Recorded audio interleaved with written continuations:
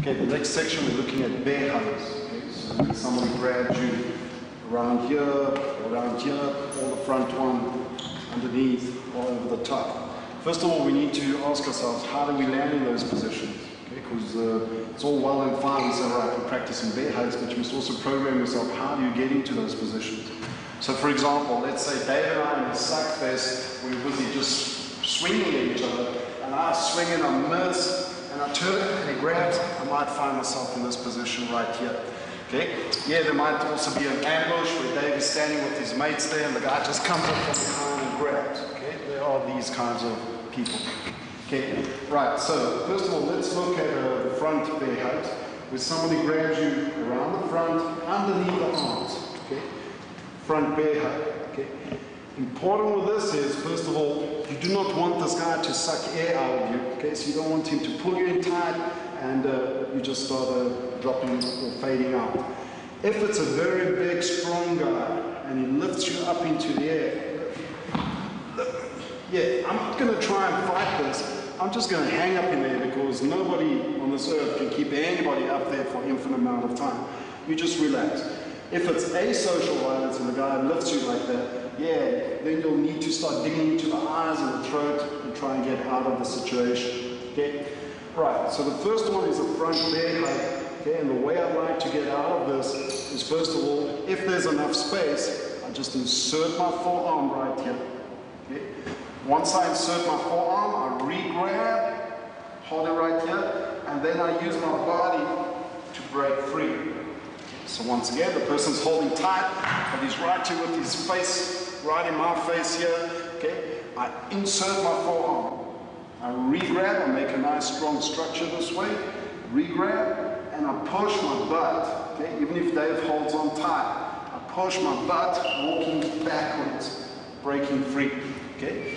Another one is where the guy's face, we'll put Dave's face this side, where the guy's face is very tight, and I can't get my forearm in there. Okay? Depending on the situation again, if it's asocial violence, I put my fingers in his eyes, okay? So I can put my chin, my palm on his chin, okay? Otherwise, all I'm going to do from here is put my palm on his nose, or even grab his hair back so I can put my palm on his chin. From here, re-grab, and I just drive straight backwards, okay? So once again, got this here where the hair is very tight. I can't get the arms in here. Yeah, I can throw a few punches here, but he's really sucking into me, right? I can't get much done. Okay, I can grab the hair, put the palm. Okay, or fingers in the eyes, put the palm. Once I get the palm there, I re-grab, and I'd always like to, you'll see that my left leg is in front right now, I'll always try to drive off the back leg, stepping forward and drive right through this person. If it happens, it's a big, strong guy, and I'm busy driving and I can't get this guy's head to go backwards, I slide it to underneath his nose. Once it's underneath his nose, anybody will start going backwards with the pressure on the nose. Okay? Right, the next one is where the hands are trapped. Somebody comes in and they trap both your hands. Again, I don't want the person to tighten me so up that I can't breathe right here. So immediately I'm going to go for my palms on his hips. And when Dave is holding on nice and tight, I'm just going to walk backwards, create space. Okay. For immediate self-defense purposes, I've created enough space to throw my knee into his groin. I'm blocking his hips, so Dave can't throw his knee into my groin. Okay. I can keep his legs away. So immediately from there, just from this position here, trapping, palms on the hips, walk back, create space, drive that knee into the groin. Okay? You've also got another more technical option from here, which I like, okay, is to be able to walk back, and I'll walk to the side, where I grab hold of him. Okay? Once I've grabbed hold of him right here, stepping behind, I cup right here, step, and throw him right over the back. Okay? Now that might look that I'm using a lot of strength, but once I'm in this position right here, and I step through, it's a matter of using your legs, not even your arms, using your legs to lift somebody up. Okay, and all I'm going to be doing is pulling on his arms and backing my hip up. There we go, right over. Okay, so we do that one again. grabs, traps both arms, put my palms on his hips, I walk backwards. Your immediate response, boom, knee to the groin. If it's like a really violent encounter and I can start biting, I can start headbutting. There's a lot of things I can start doing from it. Okay, if I just want to get rid of this drunk guy, I can step through, perpendicular to his body, my one leg is in front, one behind. I continue keeping my palm on his hip, okay, so he can't move in towards me. Once I've got that, I step forward, get my hip right past him here. As I step past, I grab his arm. I use my butt to lift him up, and slide him over my back. Okay, next ones are the ones from behind. First one is where he's grabbing, trapping both my arms. Now again, I can't make use of my arms, can't punch. What I'd like to do is lift my arms up slightly so that he doesn't slide down, okay? Because once he slides down and he traps my hips, and I can't walk out with my hips, it becomes even more difficult. Okay, so if he's grabbing around the chest, I can just lift my arms up, okay, this way. Now again, I'd like to always, especially if he's grabbing me from behind, always like to step behind, this way. Okay, so, this way. Doesn't matter how big, I always like to try and step behind, because from here what they're going to do is lift you up, okay, maybe throw you, suplex you, whatever you want to do. Okay, just on that, if somebody starts lifting you up, okay, you start wrapping your leg around. Take any leg, lift up, wrap around. Okay, so the person can't throw you. Okay, if we'll just jump here quickly. If your arms are free and you start feeling lifting up, yeah, you can wrap around. Or as soon as they grab, I'll start bending forward, putting my weight. So when Dave lifts me up, it's kind of tough, very difficult to lift up from here. Okay, but if my arms are trapped, sometimes it's difficult to bend forward, to get that bend. So I'd like to get this hook immediately. Right, now like I said, while he's holding, I want to walk behind. My hands are here, I grab hold of the pants, and all I'm going to do is lift. Okay, and as I lift, I'm going to be dropping down onto the ground right there. That's one way to deal with it. Another way, instead of just the lift, is when I step back, grab hold, this leg at the back, I'm going to swing it through the middle of his legs here. As I swing it through, I just sit down onto the ground. Okay, now I don't want to lie here and relax and say, gee, that was almost, because he's going to be rolling on top of me, and then I'm in the worst position where I started off from.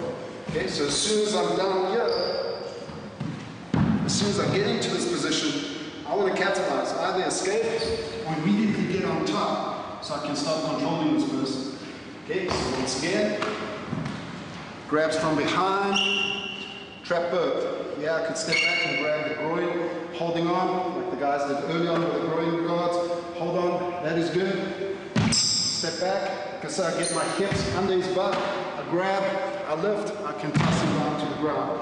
Or, if you don't want to use strength, if you're much smaller than your opponent, grab hold of the pants, swing the leg and sit. Sit down.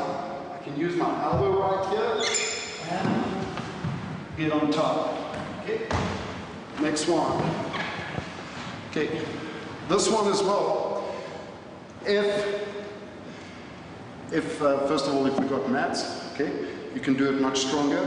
But if you start bending forward, what you can do is try and trap hold, or even just the one side.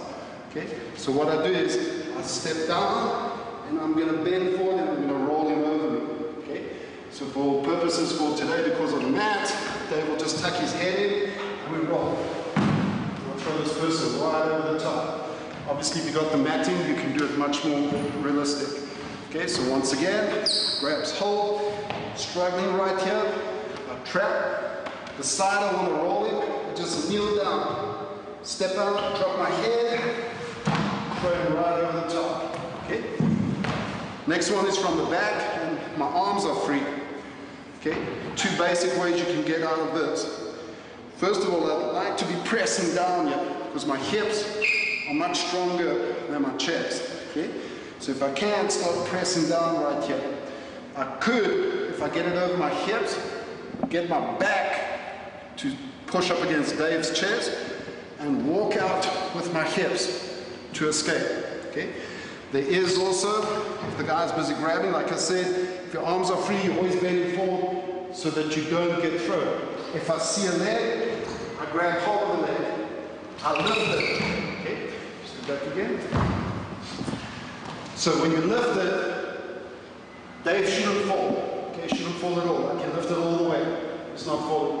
What makes him fall is my butt. Pushing down. Okay? So as soon as I sit down, push him down, that's when he's going to go down. Okay? So once again, arms are free. I bend forward so that he can't throw me.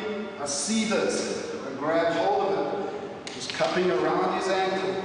I lift this up. As soon as I lift it, I apply pressure down with my butt. Down to the ground. Okay? Even if,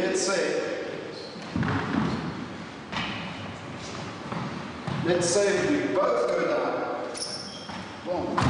That's fine. I can immediately start fighting from here. Okay? Right. It's much better than having the person attached to my back and I can't hit the person at all.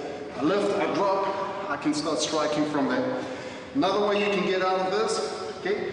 If you've got car keys, you can start hitting onto the hand. Otherwise, when he's holding tight, start taking fingers, breaking fingers off. Okay, so I just take any finger, take all my fingers onto one finger, break this off, taking down to the ground. Okay, start attacking once again. Okay, I could take the bottom one, take the little finger, break down, and take him down to the ground if I wish, just with the finger. See, the fingers are good because for Dave to alleviate the pain, if I do this, he'll raise up. If I do this, he'll go down, okay? Just to alleviate the pain. So same here. When I start breaking this finger out and I start turning, he's going to want to alleviate the pain. Unless he's on so much drugs that he doesn't feel the pain, or I smash the finger and then start taking him on.